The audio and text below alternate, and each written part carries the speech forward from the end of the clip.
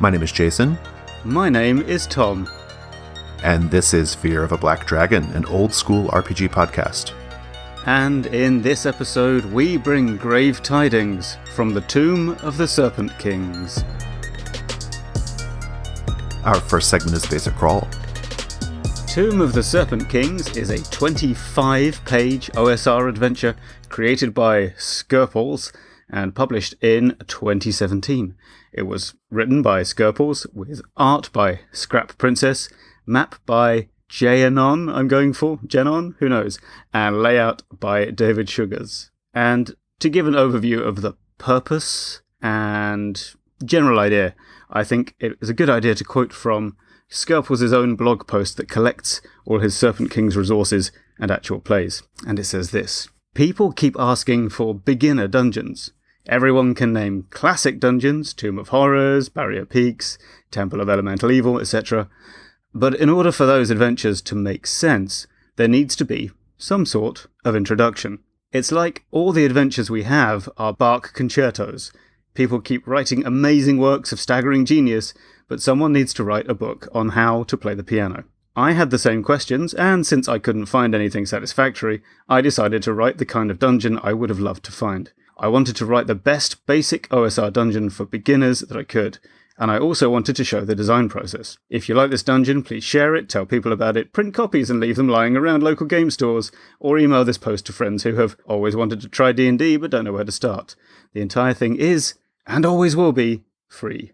In addition to that mission statement that Tom just read, the introduction of the module includes information about group size and balance, how to lure the player characters to the dungeon, some general notes for GMs, as well as notes on the structure of the dungeon, the thematic areas of the dungeon, and the lessons that are embedded in many of the dungeon's keyed locations. Next up, we have a full map of the tomb. And then the dungeon proper starts in the text with the first section, the False Tomb, which consists of 8 keyed locations, one of which, importantly, is the secret passage to the Upper Tomb, which is the next section of the module. This includes 13 keyed locations. Some highlights here include an insane, gibbering mummy's head, the excellent magic item, the Ring of Eyesight, a half-mummy, half-ooze snake man, Frenbinzar, and the Stone Cobra Guardian.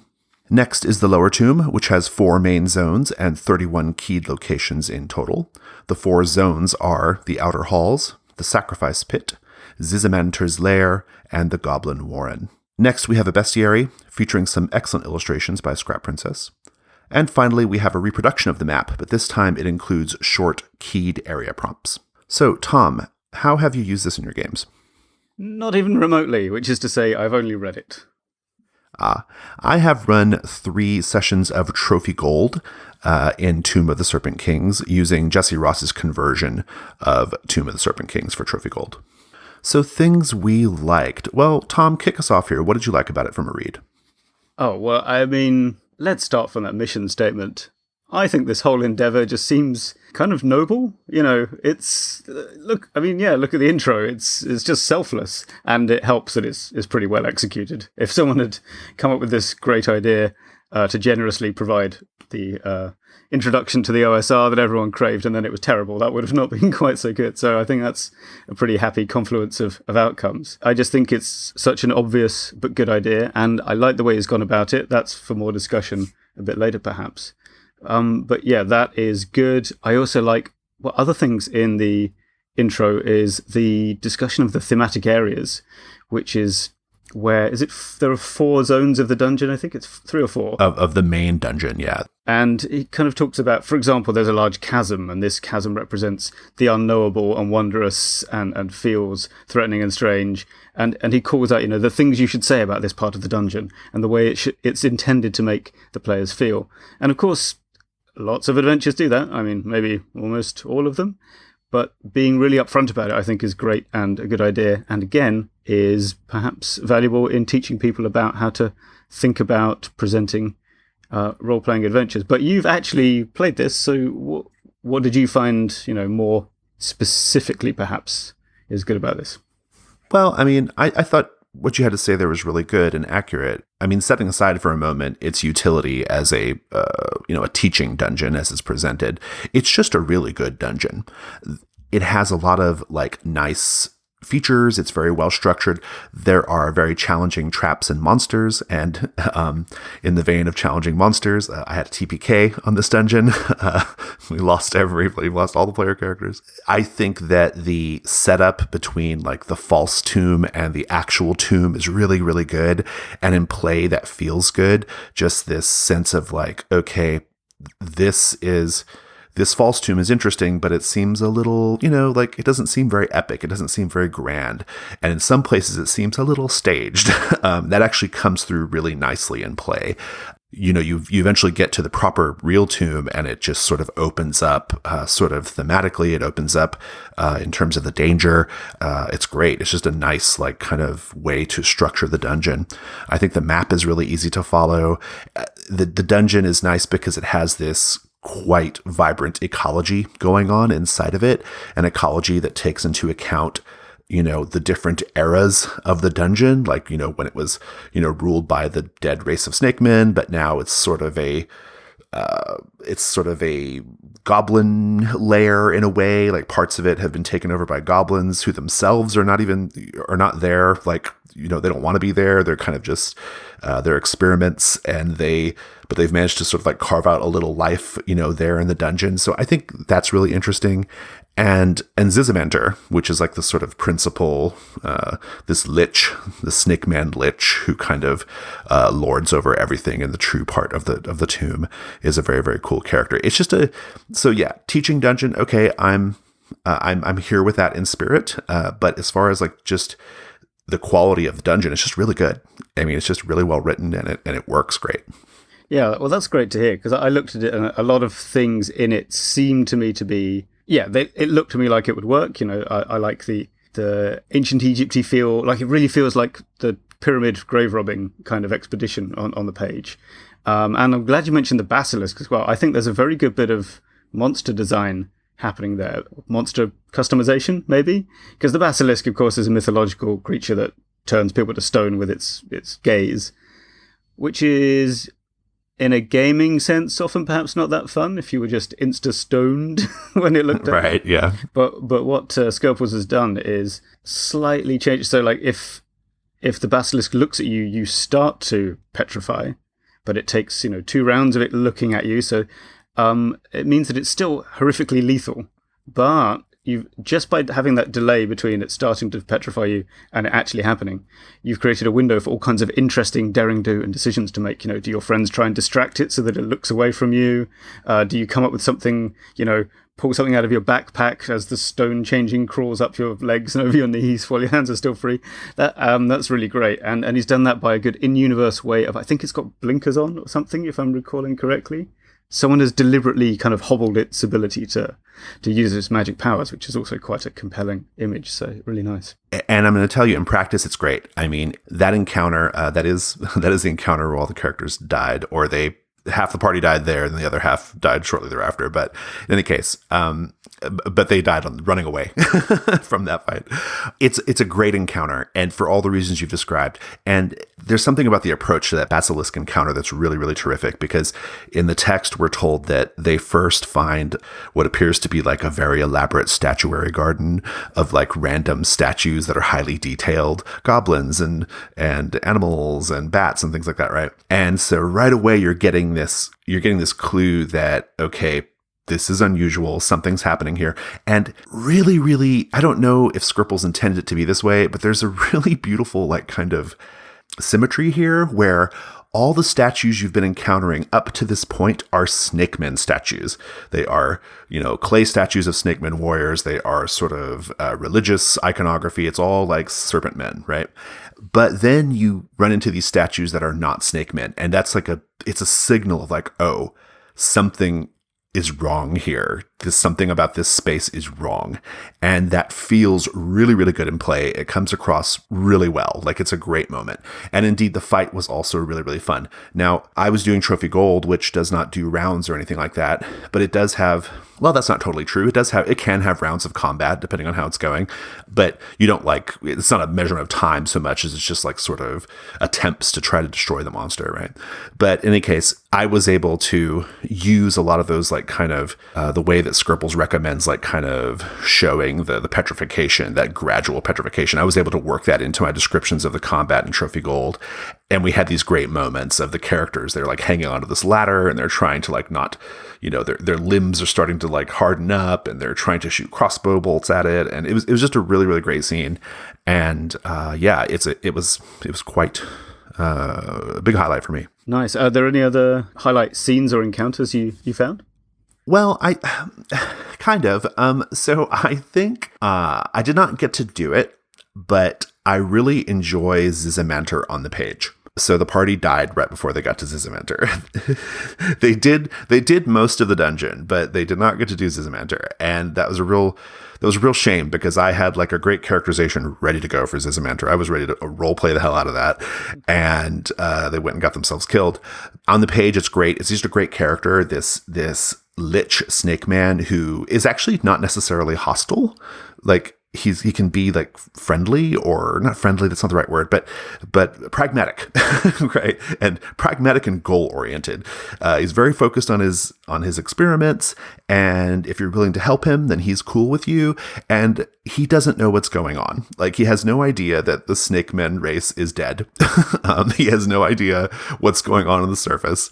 And I just love that character. It's just a great, it just seems like a really great character. Very, very fun to play. And it was going to be fun to play had I done it. But as far as like other things I liked, I guess I'll just wrap up real quick. I think the maps and the illustrations and the text are very, very nice. Yeah, I like that. It's a nice, clean, easy to follow map in the style of Dice and Logos, I think it's fair to say, but very well executed. And Scrap Princess art. I hadn't looked at the credits at first, and I was scrolling through and thought, this looks like Scrap Princess. And yeah, sure enough. If you haven't seen it, listener, Scrap Princess's art, I think, let's say, vivaciously scribbled pencil work is that fair? Yeah. We talked about it in Deep Carbon Observatory. That's right. And I recommend listening to that. But I think what we said then was that it has this almost primal quality to it. This sort of early, like kind of almost like sort of scary antiquity quality to it, or like ancient quality to it. It's not hyper detailed, but it still very much conveys the message. And there's a lot of emotion in all the pencil strokes. So yeah, it's pretty terrific. Yeah. And it's, I should say actually the layout is also very nicely done, easy to follow, very clean. And there is a return of an old favourite of mine, which is properly done internal hyperlinks in the PDF, and indeed external ones. Like if you look on the credits, each person's name, you can click out to their website, which I think just shows the kind of high degree of conscientiousness in putting it all together. Indeed. Shall we move on to questions? Sure. So questions we had, okay. The keyed areas have these little bits of box text that are separate from anything to do with running the dungeon, and they are called lessons. And some of these lessons, for example, are the dungeon is filled with lethal traps, or another lesson is, sometimes there are puzzles or whatever, right? It's like these supposed to be these like little moments that are supposed to teach you something, right? Like this is the lesson here. My opinion is they weren't really teaching much that you couldn't get from video games or pop culture. But am I just looking at this from the wrong perspective here? Not really, but also yes. So you're right. Okay, I think there's nothing in those lessons that if you've played video games or whatever, you know that, for example, secret rooms often have treasure hidden in them is one of them, right? That's pretty obvious. But this is the tragedy of doing social sciences, right? If you're forever proving things that everybody knows. So like there was a famous-ish in linguistic circles study of the way people in a New York department store spoke, like kind of comparing their social status to their accents. And it's to do with rhoticity, which is whether or not you pronounce the R in barn, which obviously I don't. In the US generally, non-rhoticity, saying barn, is associated with lower class people, and pronouncing the R is upper class, whereas in England it's the other way around. Now the thing about this is, when you get down to it, you say, oh look, these poor people who are from New York City, they generally don't pronounce their R's, and everyone goes, yeah, we know that. But the thing is that someone has to eventually kind of do this statistical work and do this analysis for two reasons. One is just to make sure that what everyone knows is correct. And the other is to kind of record the information that's available, because the circumstances are going to change. And so if something is a bit transient, as kind of OSR as a genre maybe a little bit is, you need to write this stuff down so that people can kind of come back and recreate it. And so when you look at these lessons, they're all kind of obvious. But imagine someone who hasn't played video games or hasn't watched, the right genre TV.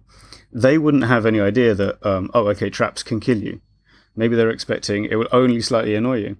And then the other thing is that you've always got to be aware when you're designing the dungeon to think about the GM or designer's perspective. You've got to be aware of what you're connoting with the things you state and what you show in your scenario design. So like everything here could be suspected. Like you might think, oh yeah, maybe there's going to be treasure in this secret room. But you need to have it proven one way or the other. So in an OSR game, yeah, secret rooms have treasure in them. In Mouse Guard, they probably don't. If you're playing the Esoterrorists, which is a kind of modern-day horror game, that secret room does not contain treasure. It contains a serial killer's nutty room with the hideous trophies they've kept and they think are treasure. And if you're playing Monster Hearts, the secret room contains someone going, "What are you kids doing in my attic?" These are all things that you would be aware of, but until they're shown to you one way or the other, you don't confirm what game you're playing. Does that kind of make sense? No, you're making sense. And actually, as I thought on it before we recorded, I came around to your point of view here. I mean, just as I was reading it, I was thinking like, reading it in preparation to run it, I was running for people who know the trappings of the genre, and so that was not a concern. I was running for people who are not new to the genre, and so a lot of the sort of overarching purpose of Tomb of the Serpent Kings was lost on me in terms of I wasn't really focused on it, right? And so, but as I thought on it, I think you're right. I mean, you do have to write these things down. These things do have to be, written down somewhere. And as an attorney, I can appreciate that, right? That's a very salient point to me. Okay, so did you have any questions, or are you good? Actually, I'm curious about then how the lessons, quote unquote, might have changed in your trophy game, because I think one of the things here when you're prepping the dungeon or when you're designing one is there's a section in the intro of Tomb of the Serpent Kings called "I Disagree," and it suggests the things you might want to look at and that you don't want. So that's another valuable thing here, is to look at these kind of, this is a list of stuff that's in an OSR dungeon. And I think one of them is, for example, sometimes rooms are safe. But then, what if you decided, I'm going to try and make something where no rooms are safe? Ever. Like, what does that do to your dungeon? And in the case of Trophy, there's one that struck me straight away, which is early on, there's a trap that just kills you. If it hits you, your character dies. Mechanically, unless somebody was daft enough to take 5 rituals so they only have 1 hit point left, essentially, you mechanically can't do that. So then what lessons did you find yourself teaching? Indeed, the traps could not mechanically kill them, but I didn't really have to. It wasn't a major concern of mine, because Trophy's tension and Trophy's risk-reward aspect of Trophy is not so much like, am I going to die or not? It is, am I going to survive in this dungeon long enough to get enough gold to be able to afford to go back home, right? And that's the kind of core tension there. And so any kind of hit is highly punitive in Trophy, because if you do take a ruin, if you do take a hit, that's just part of your loot has to be spent to heal you up, right? And so you're kind of in this, you could quickly spiral into this sort of this money pit, right? Of where you're just adventuring and just barely scraping by, right? And so whether the traps killed the characters or not was not a major concern of mine, because it was still highly unfortunate and they hated it, right? Even if it didn't kill them. And so, it was lethal for their spirits. Yeah, that's right. Well, no, I think that there's not that much. There are some healing potions in Trophy Gold, but not many. So maybe the lesson there is, that hit you took for a meaningless trap back on level 1 is, you're going to pay for it. About 2 levels down. The lessons were still happening, but again, like I said, it's kind of a academic point, really, because I I wasn't really focused on that aspect of Tomb of the Serpent Kings. I just wanted to play a good dungeon. I wasn't thinking about what are my players taking from this. No, that's what I'm saying, man. Is you're always making statements about everyone is as you go through the game. So it all builds up. They're all incremental lessons. What do we learn? Normally, that fireball in an enclosed space is a bad idea. Fair enough. Shall we go on to the chain lightning round? Yeah, let's do it. It's the chain lightning round. Go ahead, Tom. I liked this magical item, which you will find in an undisclosed location. The ring is magical, but also cursed. If worn on a finger, the fingernail becomes long, bifurcated, and pointed like twin fangs. It can be used like a poison dagger. But each morning, the wearer must save versus poison or take d6 damage. If they take 6 damage at once from the poison ring, their finger falls off and turns into a snake. The illustration of Zizimanter in the bestiary is really good. Probably one of the better illustrations I've seen in a long time. Just very evocative. Mummy fragments. Described thus. They flop, climb your body, and try to strangle you. We are told at one point that the goblins will plant anything to see if it grows, and indeed, you can find a plot containing buried fingers, weapons, mushrooms, and gold. The goblins aren't hostile at first and will try to crown someone as the Goblin King. They will follow their king loyally until the next full moon, and then swarm, drag the king to an altar on a hill, and gut them. And finally, when you first meet Zizimanter, he greets you with, "Hello, bipeds." Let's go to the Expert Delve. It's the Expert Delve, inspired by the mission of Tomb of the Serpent Kings in teaching new players OSR dungeons. We wanted to talk about just teaching new players generally. So this is something that, Tom, I know you have a lot of experience with. I have a lot of experience with because of the way that we organize games, which are kind of semi-publicly. And we have sometimes people come in off the streets to play a game with us, right? And we have to get them up to speed. And so I thought it would be fun to focus on some of the things that you and I do to get new players, whether that be players new to the game, new to the genre, new to our group, get them up to speed. What do you think?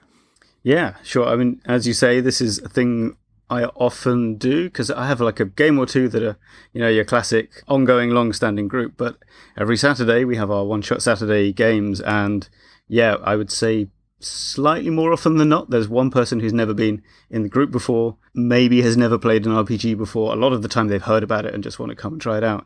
We have to do a sort of newcomer triage where we just ask them, so have you played a role-playing game before? And if the answer is yes, then we kind of find out what they've, what experience they've had so that we can kind of compare what's going to happen today, depending on what game it's going to be. And I'll come back to that, I think, to what they've done before. So, you've played D&D, so you'll be familiar with this and this, or maybe they are familiar with a genre that is useful. And then if they've never played before, we kind of have to go back to like, well, do you roughly know the format? Have you seen people doing it on YouTube? And if they haven't done that, then, we have to have the whole, well, the game is a conversation talk, which actually it works pretty well. Yeah, the other thing is because we tend to be playing a different game every week, so the intro is usually, this is roughly what RPGs are like, but don't worry about that now. This is specifically what we're playing today, and this is what this is going to be like. In that sense, I think it's maybe a bit different from what most people would do to intro someone very new, but then again, maybe not. But your online, kind of gauntlet online games tend to be more about introing settings and genres and tone. Is that fair to say? Well, yeah, I mean, and I'll get to it in a minute, but I wanted to just say that I think that this is a particularly timely conversation right now. I mean, for me, this kind of thing is, I consider it sort of old time podcast religion, right? Like I've talked about this sort of stuff many times on other podcasts, not Fear so much, but I think it's actually really timely. I think it's a really, really important thing right now, very salient, because I think that big commercial successes like D&D, like all the stuff attached to D&D, like Critical Role and things like that, the Adventure Zone, I think a lot of those sort of big breakout kind of cultural things are bringing new people into the hobby, maybe bringing people into fantasy gaming, maybe people who are just like, I see these people seem like they're having fun, and I want to find a group of people to go do that with. You really need some techniques or some procedures for like onboarding new people, because I think that there's a real danger that expectations might be skewed, When you come to play at my table, you're going to have a really good time, but it's not going to be like Critical Role, right? Like it's just not, because we're not all voice actors, right? And it's going to be fun and it's going to have its charm, but it's not going to be like you see it on YouTube, And so I'm a big believer in setting expectations, and that's kind of how I want to kick off with my part of this. I'm very interested when new people sit down at the table, or really just the group in general. I do this with every group, even if it's people I've played with forever. I always do a procedure that I call CATS. CATS is an acronym that stands for Concept, Aim, Tone, and Subject Matter. And the purpose of the CATS acronym, when I work through all the different component parts of it, is to establish some expectations so that at a real baseline kind of level, everyone knows the basics of what we're doing. They understand kind of generally how the session is going to proceed and what's going to be expected of them, right? And I just feel like that's super important. I think that the setting of expectations is a key GM skill or game facilitator skill. I think it's the kind of thing that changes you from being perhaps a very good GM into like a really rock star GM. Like I think it's the kind of thing that takes it to the whole next level, because what you're doing when you have a procedure like CATS or a debrief procedure, which I'm also going to talk about, what you're doing is you're creating play culture. You're creating play culture, you're creating boundaries, you are creating an environment where people feel comfortable being imaginative and being vulnerable if they need to be. And so that is so important to me. So CATS. Did you want to jump in before I keep going? Only to agree. I mean, I don't always, I rarely use CATS per se, mainly because I never remember what all four of the letters stand for, but I do something very similar, which is, I think it's very good to do it in a formal way, because then you're elevating these expectations from just like someone going, so yeah, I was thinking about maybe running a Wild West game, to like, actually these are things that are going to happen and we're signing up for it. And that gives someone an opportunity to kind of object if they don't like it. I was expecting it was going to be more like this, and then either you go, no, it's not going to be like that, or you go, oh yeah, no, that's fine, okay. So I think games that have explicit principles like Apocalypse World and those that follow them are very good. Just the other day, I literally read out all the principles for Trophy Gold because they're quite short. The player ones, which well-written principles are quite good because they engage people.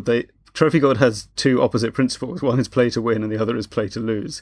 And of course, when you say the second one, everyone laughs and, oh, okay, this is good. And then being open about the GM principles, I think also establishes a bit of trust, which in random people off the street game, like we do on Saturdays, is, I think, quite important too. I also always add my personal one, stolen from Apocalypse World, which is be a fan of the player characters. And I give the caveat, if you feel like I'm screwing you over, tell me and I'll apologize. Yeah, I really think it helps to build trust and make everyone kind of sign up for what's going to happen or object in a more informed and just better way than doing a vague description of, or like a quick, it's going to be a bit like Star Wars, but we're all riding dinosaurs or something. That doesn't help. Like, yeah, you do have to be very explicit, and just reading something off a bit of paper, even if you wrote that thing yourself, seems to go a long way. Yeah, absolutely. And I think trust is a great word. I'm glad you used that word, because I think that's what I was trying to say a little bit ago in like 3 or 4 sentences. Trust is the key. And it just shows you care, right? Like it shows that you cared enough to prepare to think about everyone at the table in this way. So, okay. CATS. I love CATS. If you are a GM who's trying to, if you're a new GM or you have new players and you're looking for a thing to do in the beginning of the game to just, to set it up, I think CATS is a great choice. I'm sure there are other things out there, but I'm going to go through CATS. Another little note about CATS, the reason why I like it is because it actually gives you, as the GM or the facilitator, a chance to sort of be on stage for a moment, if that makes sense. It's a low stakes way of kind of being in the spotlight, and it kind of gets you used to being in the spotlight because you're probably going to be in the spotlight more than anyone else. So just another advantage of a procedure like this. So when I introduce CATS, I introduce it very much like I did just a second ago. I say CATS is an acronym that stands for Concept, Aim, Tone, and Subject Matter. The purpose of it is to establish some basic expectations about what we're going to be doing today.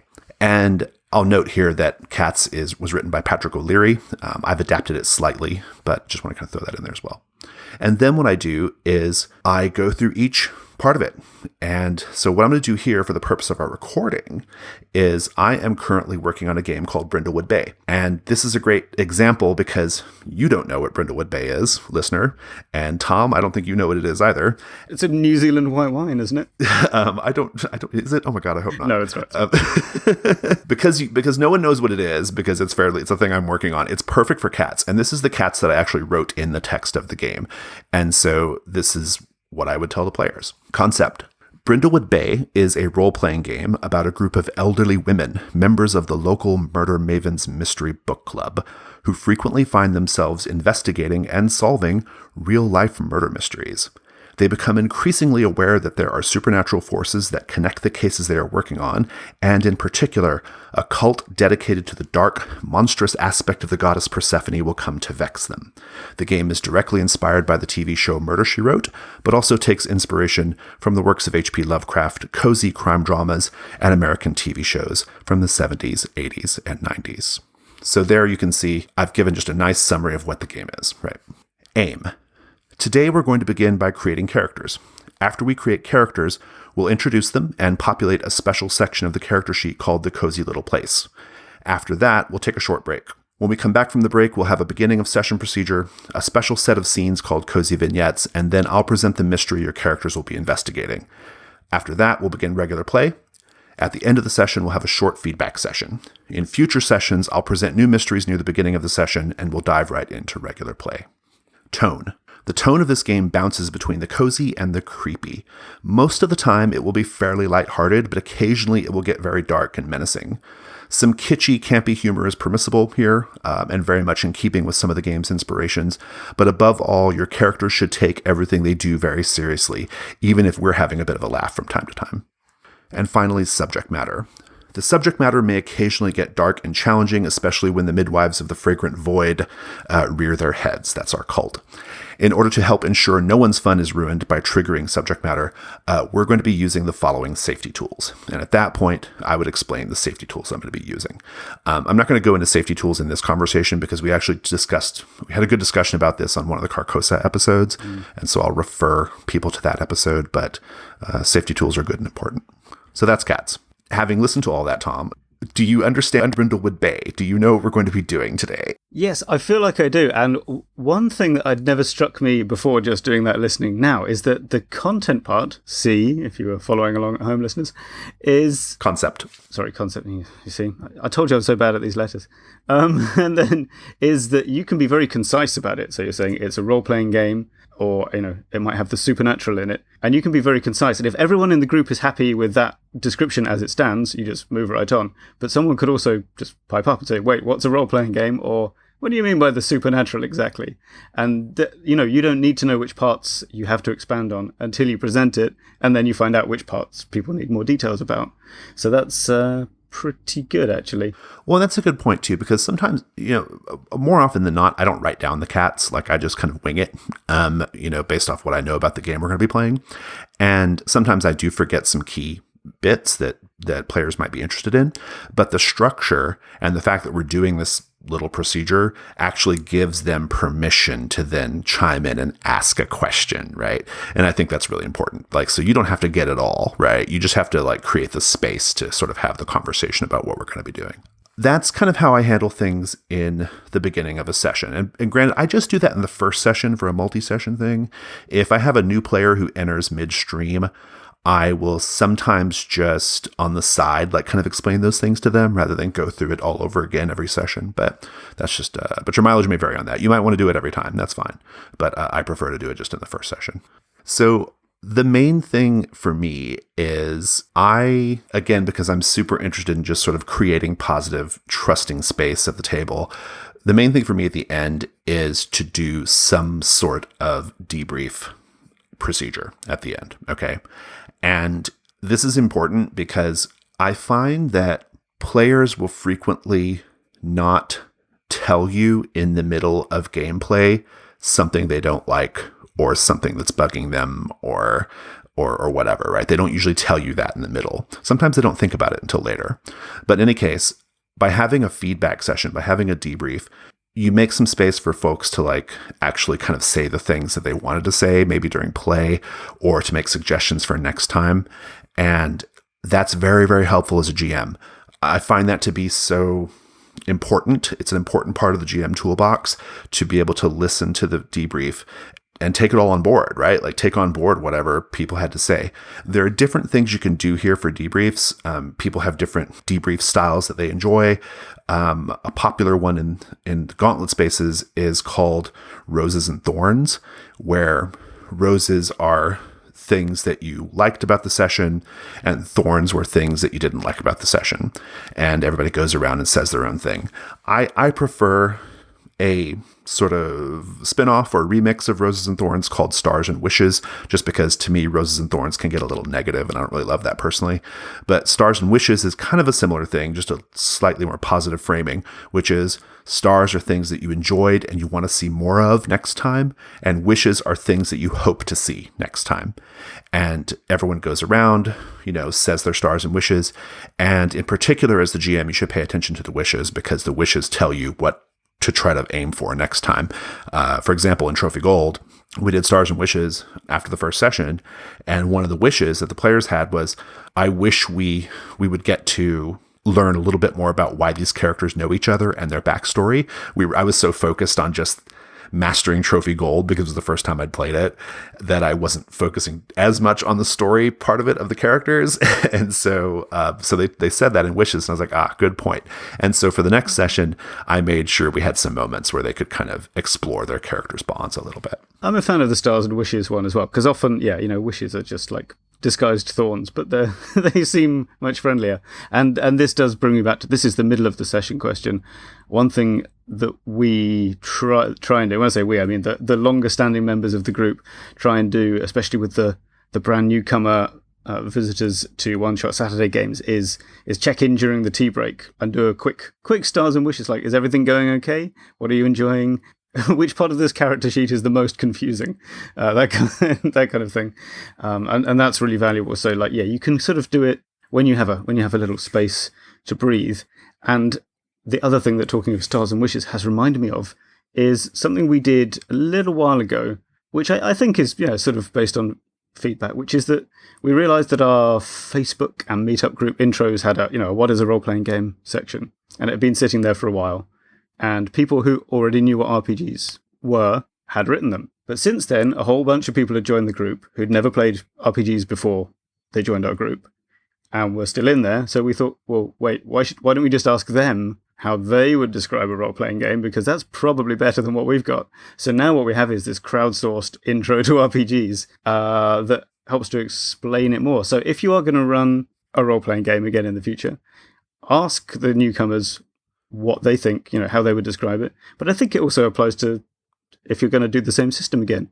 Maybe next time you run Trophy Gold, your intro should incorporate something from what someone else says, not just what you think from your point of view as the GM. So I've just talked myself into thinking that's a good idea, and I will attempt to put it into practice in future.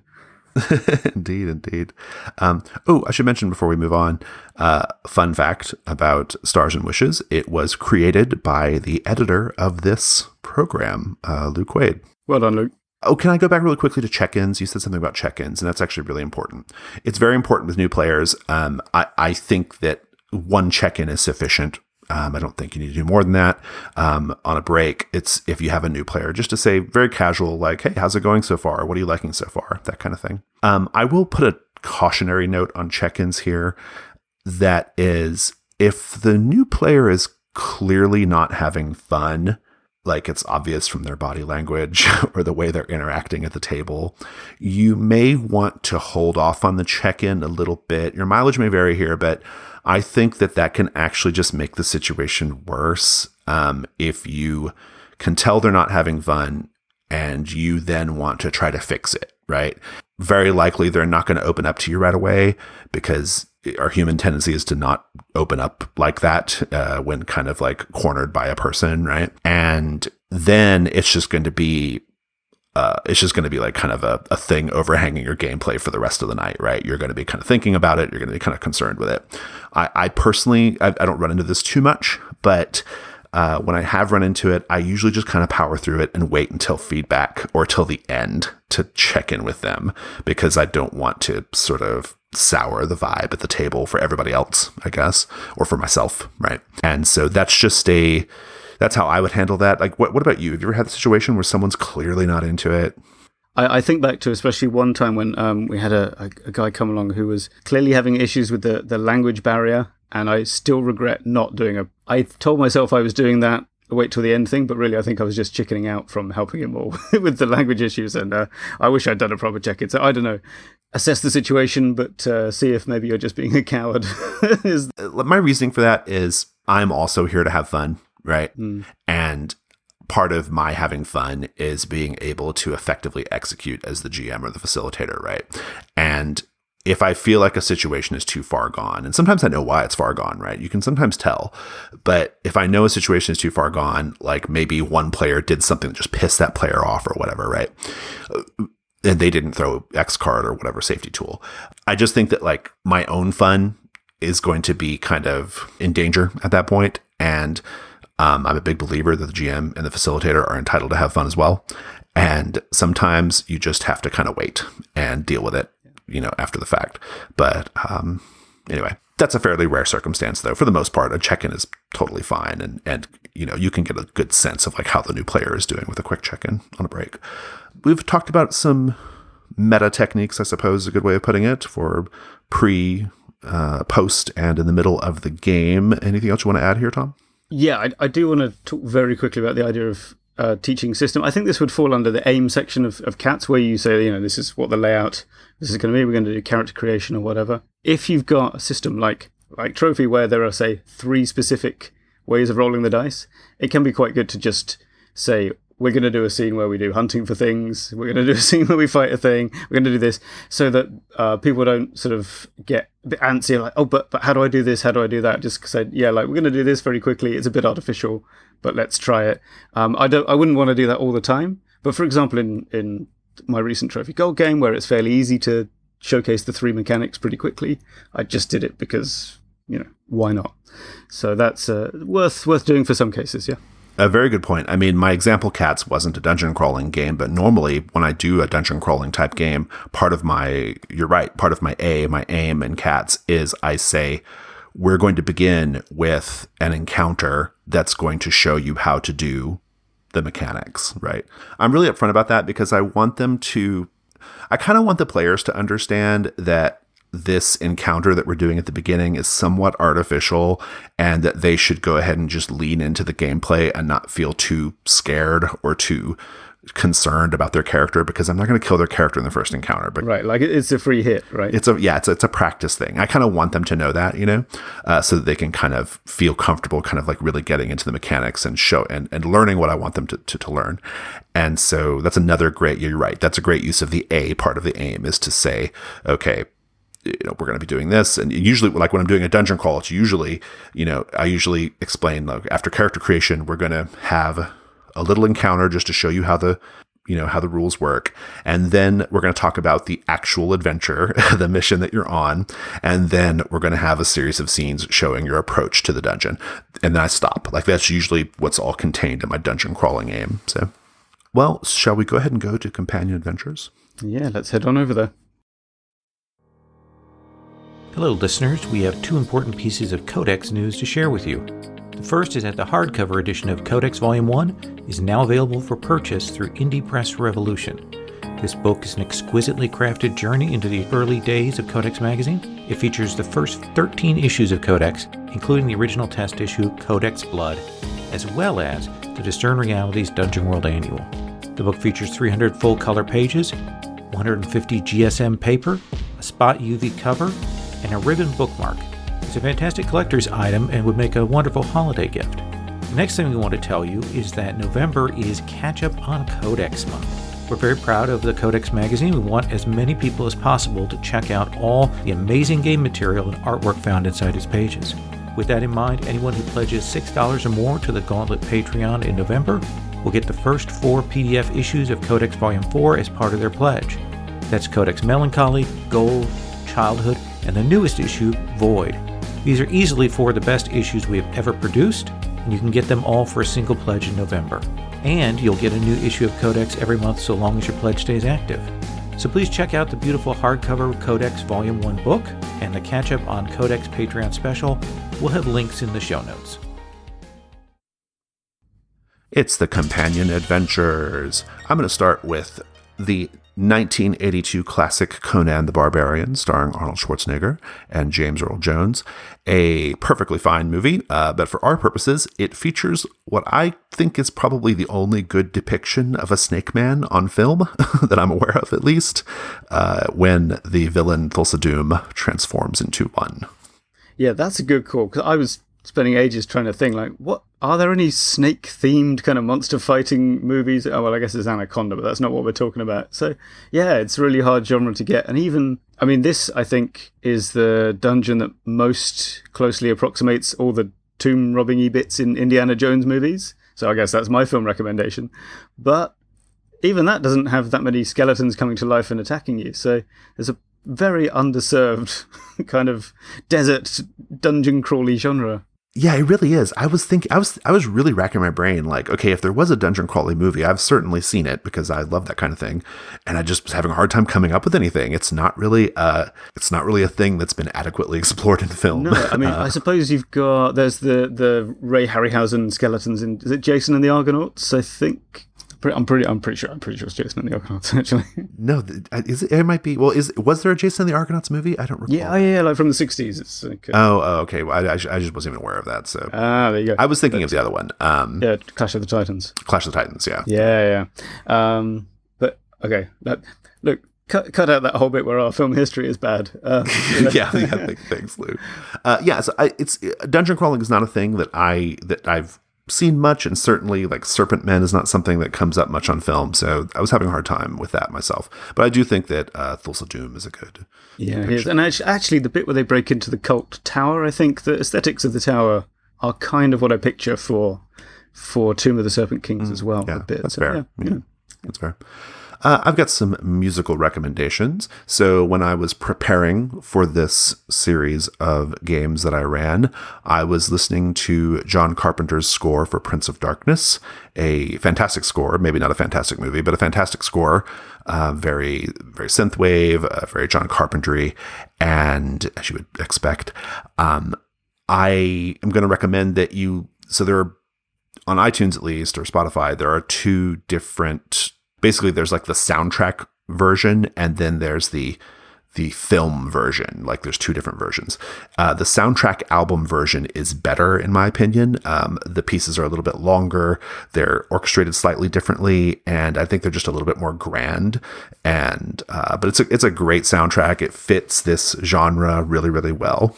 What do you have coming up? What do you have for books? Before we get into the game stuff, yeah, I've got a book, he says. It's specifically book 2, Euterpe, from Herodotus's Histories, that old classic from roughly 440 BC. Indeed, yeah. And so this is the bit where Herodotus is basically writing his What I Did on My Holidays after he travelled all around Egypt. I was saying roughly around that time, yeah, shortly before the book was published. And it's great because it's got a whole bunch of atmospheric ancient Egypt stuff, but not actually the kind of dynastic pharaohs and whatnot Egypt that we commonly think of. It's after that, after they've been conquered by Cyrus the Great, I want to say. Man, I wish I could remember books 3 and later of Herodotus' histories properly. I hate when that happens. Yeah. But yeah, so loads of good little bits like local lore and a king came here and built a tomb, but then, his daughter didn't like him, and, or there's curses and armies raising things and so on. So yeah, really good for just these little anecdotes that conjure what the sort of backstory to whoever created the Serpent King's tomb might be, or the people that then lived in that land afterwards. Fantastic. Game stuff, I'm going to recommend Obscene Serpent Religion by Raphael Chandler. It is a supplement notionally written for Lamentations of the Flame Princess, though I don't think it's an official product, but there's nothing about it that makes it unusable for any other system. Like you can use it for anything. But basically, it's a sort of build your own obscene serpent religion text. it's not a module so much as it's just a bunch of like moving parts. You kind of roll some dice and kind of build a strange serpent snake people cult. And it's a good read. Slight content warning for some adult kind of graphic artwork, but kind of a fun thing. I enjoyed it, and I like the joke of obscene serpent religion OSR. Right? Yeah. I've got dungeon crawling board games as an introduction to fantasy role-playing games. And I was thinking of, if you've got someone who just does not know the genre, they just they don't know dungeon crawling. It's not a thing that they're aware of. And as we've demonstrated here, it's not easy to find non-game touchstones for it either, right? I think that a way of maybe teaching the genre is through a board game first. I've done this.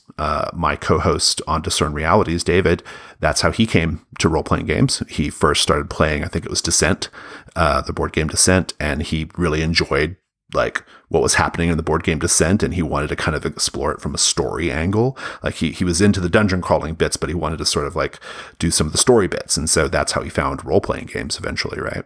That's how he got into it. And so I think that might be a nice entree. I haven't been part of that scene for a while, so I don't know what's good right now.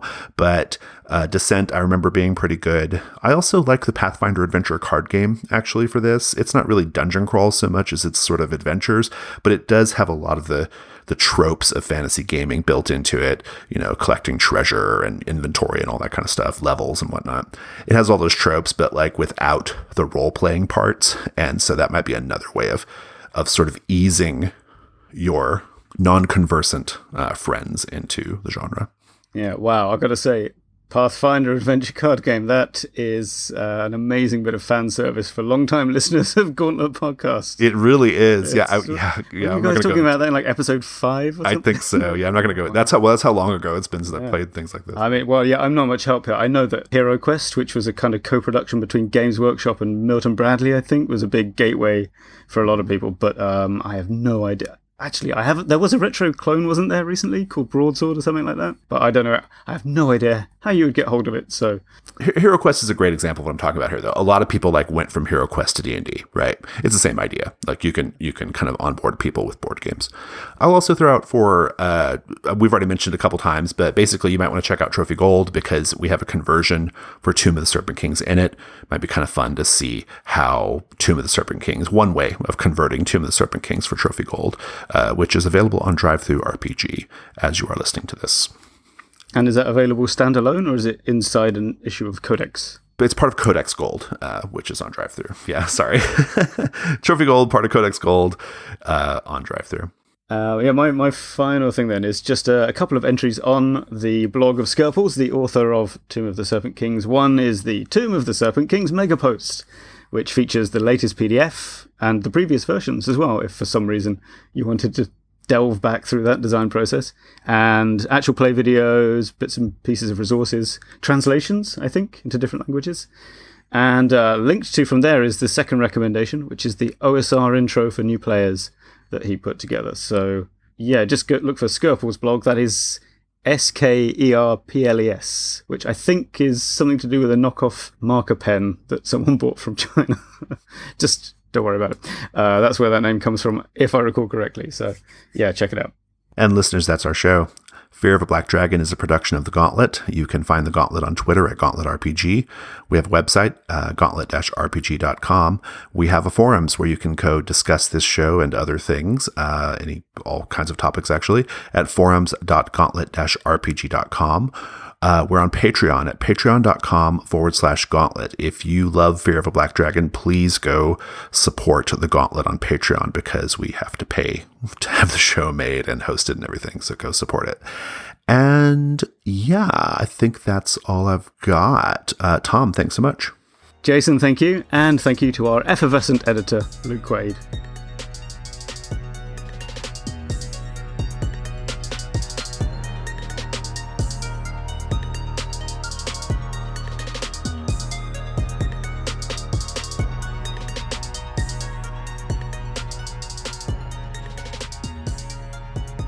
Their finger falls off and turns into a snake.